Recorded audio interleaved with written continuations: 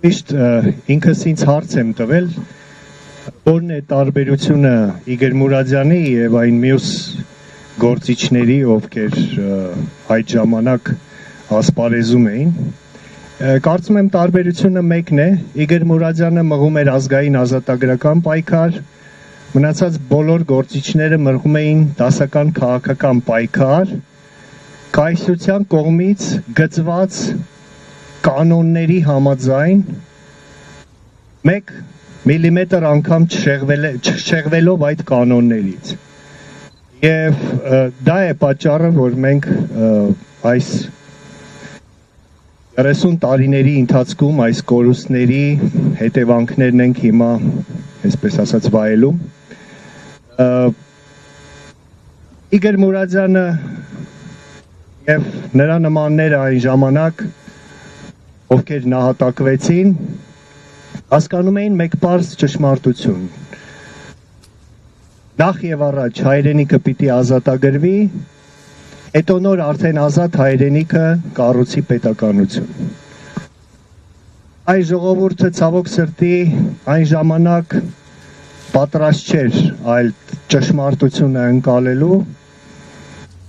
եւ արդյունքում մենք կառուցեցինք այսպես կոչված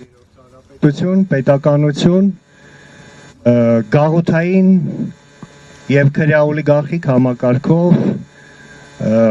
շատ վատ կամ առանց որևէ ազգային հիմքերի։ Եթե չնայած պատմությունը եթեներ չի սիրում, բայց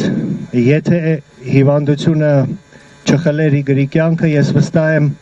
հիմա Իգորը կլիներ մեր կողքին, միգուցե կլիներ Բևեռի խորհրդի անդամ, եւ հիմա արդեն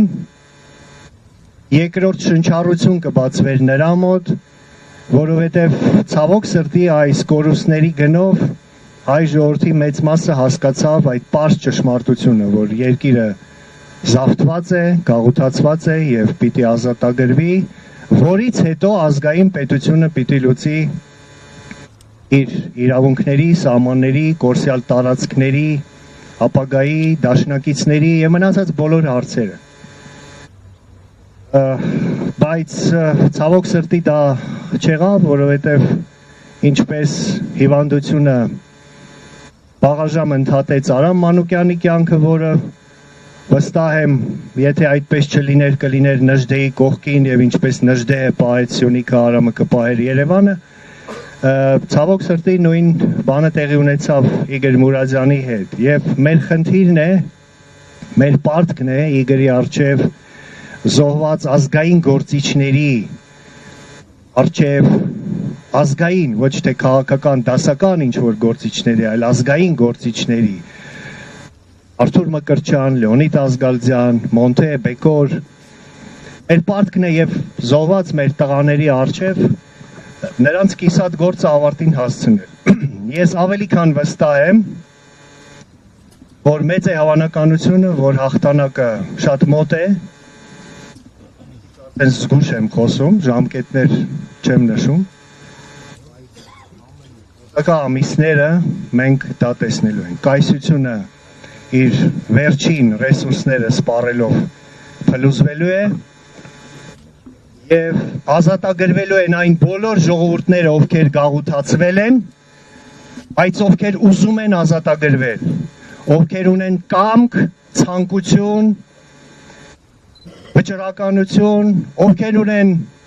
քաղաքական էլիտա ղեկավարներ, շարժումներ, կուսակցություններ, որոնք կղեկավարեն այդ ժողովուրդներին, այդ ժողովուրդները կազատագրվեն։ Մենք տեսնելու ենք ազգային ազատագրական պայքարների շքերթ Վրաստանում, Մոլդովայում, Բելարուսում, Չեչնիայում, Դաղստանում, Թաթարստանում եւ ես վստահ եմ, որ հայ ժողովուրդը այդ շարքում կլինի եւ ոչ միայն այդ շարքում կլինի, այլև առաջամարտիկը կլինի, որտեւ մենք բոլոր ժողովուրդների համեմատ շատ ավելի շատ ենք տուժել եւ կորուստներ կրել տարածքային, մարդկային ռուսական կայսրության հպատակության հետևանքով եւ ավելի քան մյուս ժողովուրդները արժանի են ազատագրման, որովհետեւ հայ ժողովրդի հայոց պետականության Առաջի եւ միակ հանրապետության իրավունքները աշխարհը վաղուց արդեն ճանաչել է, հաստատել է եւ մնում է միայն ազատագրվել եւ կյանքի կոչել այդ որոշումները։ Իգրին այսօր մենք դա ենք խոստանում։